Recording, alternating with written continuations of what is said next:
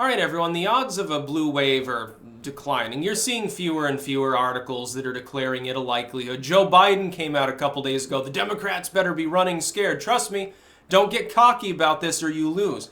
Actually, decent advice from someone normally known for making gaffes and saying this is a big fucking deal, into Obama's ear so that he has to shove Joe aside because he was obviously sauced or something. The Democrats, though, have turned to a new strategy, which is that they're preemptively blaming Russia for when they probably lose the midterms. Now, what does a loss for the Democrats mean?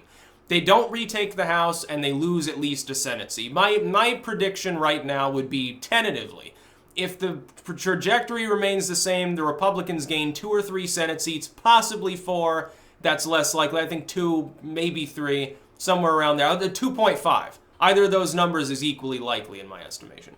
And they maintain the House, albeit by a considerably more narrow majority than they currently have. Right now, they're leading in the House by 30 seats or something. They'll be lucky if they're leading by 3 or 4 at the end of the midterms. That's, kind of a Democratic victory. They did retake a bunch of power in the House, but they still don't have a majority, so it doesn't really fucking matter. There's still the underdog party, the minor player. That's what I think is likely. So the Democrats, even Mueller is coming out. Now keep this in mind. Mueller is supposed to be, and supposedly is, unbiased. He's not supposed to be a political figure because he's investigating into a bunch of Trump staff, basically. Not Trump himself, it seems. He's had long enough, so he would have thrown Trump up against a wall if he had shit on him. This is the Manafort probe now. They're just going to keep it going long enough to try to keep it as a monkey on Trump's back. Apparently that's their insurance policy. Keep the Mueller probe going forever. And knowing that, even though it's improper and stupid, Trump can't actually do anything about it because it'll look like a partisan hack job. It'll look like he's attacking the democratic system. Here's the thing. Mueller comes out. Oh, the Russians are starting to attack the midterm elections. Oh, that's funny. You didn't say anything when their Democrats were ahead by 13 points. Now that they're ahead by 2 or 3, and they're no longer favored to retake the Senate, and they're really, really a razor's edge close to even the establishment proclaiming they won't take the House back, now that it's at that point, now it's Russia's fault. Now the result is obviously conceptualized by Russians. That doesn't make any sense. Look, if I were Vladimir Putin and I were looking to harm the United States, I would do everything just to keep bickering going on, a hyper-partisan sort of climate. Which means I would be very happy about the Mueller probe going on. I would hope that it keeps going on throughout Trump's entire 2-term presidency, just to keep him obstructed so that the Americans have a little bit less leeway in diplomacy, a little bit less effectiveness.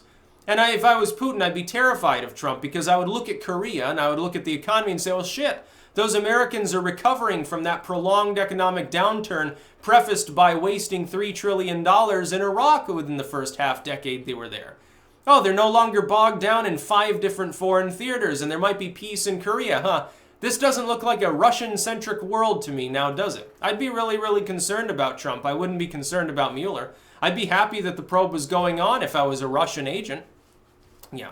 The Democrats are worried that they're not going to win. I'd be worried too. If I were a Democrat, maybe 6 months ago, I would have gotten a big dick on and been very, very happy and said, well, even if I was the underdog, I'm going to win this one. Trump's so unpopular, he's dragging everyone down by 10 points. Now that that's no longer happening, Trump is rising up very close to the magic number. I've been looking more at the Trump approval polls especially.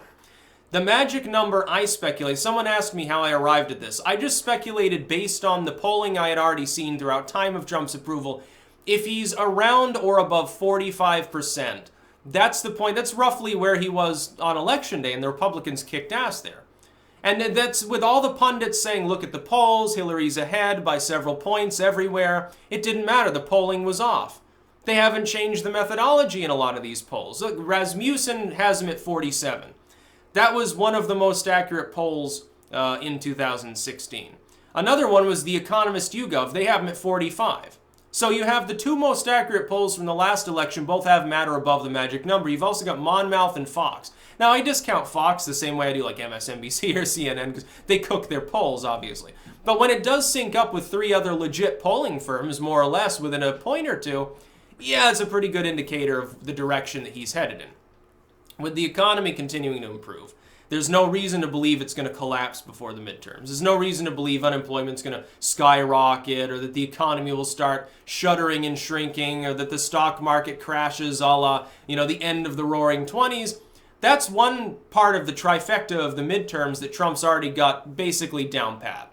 The Democrats cannot challenge him on jobs. They cannot challenge him on the economy. They briefly tried. You remember when Pelosi was like, well, these tax cuts are terrible. We need to look at all this stuff is horrible.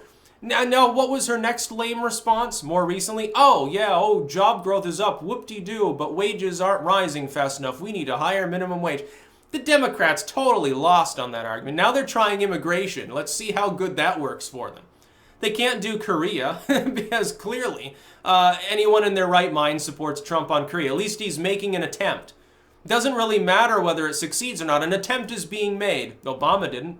Bush didn't. Last president who made an attempt in Korea was Clinton, and he totally fucking failed. Trump hasn't given them any uranium recently, so I guess that's an improvement already. Nobody else has managed to accomplish what he has on foreign policy. I think the Republicans by the midterms are probably at least dead even with the Democrats as far as who's trusted, and that gives them two markers of success. What do the Democrats have then? Maybe immigration is an issue.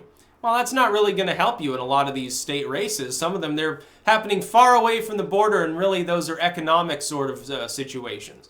The Democrats pissed away a 13-point advantage to less than 3 points now. So now they have to drag out Mueller to explain why they lose preemptively. Oh, it was the Russians. The Russians, they're still trying to back evil tyrant Orange Hitler, Donald Trump. The Russians are still on his side. And then the Democrats, when you probably don't take the House and you lose support in the Senate. When Trump gets basically a supermajority in the Senate, assuming the most positive outlook I'm seeing from some people, and they gain like 4 seats, I think that gives them their supermajority. What does that mean? Trump, no more obstruction of people he wants to appoint to positions. No more obstruction on his deregulation. The courts, fuck them, because the Senate will just activate itself and override anything anyway. And they'll get it right to SCOTUS, because all those senators will go and talk to Breyer and talk to Roberts and all these. Please take up this case and expedite it, because, we're trying to get something done. He'll get his wall funding. It'll get implemented by the House and the Senate. He'll get his wall funding. He'll get his crackdown on sanctuary cities and sanctuary states, and the court will be on his side. Look, eventually Ginsburg, who's already showing early signs of dementia, she has to retire or she dies in her sleep or something. How fucking old is she? She looks like a vulture. Who's she going to be replaced by? Is it going to be someone on the far left, or is it going to be someone who leans to the right? It's going to be someone who's a center-right justice. It's not going to be like a Gorsuch, but it'll be a Roberts-like individual. It'll be like Chief Justice Roberts. And a sign of concession to the Democrats, he won't stack the court with an evangelocon, which is probably a good idea. Trust me. Look, on guns, it would be really, really great. But on certain things, you don't want a far-right court. Medical decisions will be handled by the government from now on, so long as they involve the reproductive system. Yeah, no thanks. I think we need to be a little bit more moderate than that. I know I'm in the minority on my own channel sometimes when I talk about such issues. But the Democrats, their chances are less than 50-50 now of winning in this election. In order to win, the Democrats have to at least take the House. Or they have to they have to take the Senate or the House. One or the other. That gives them a mediocre victory. The Republicans, though, are almost certain at this point to retain the Senate. In fact, there's like a 90% chance they gain at least 1 Senate seat. Probably a 75% chance to get 2 or 3.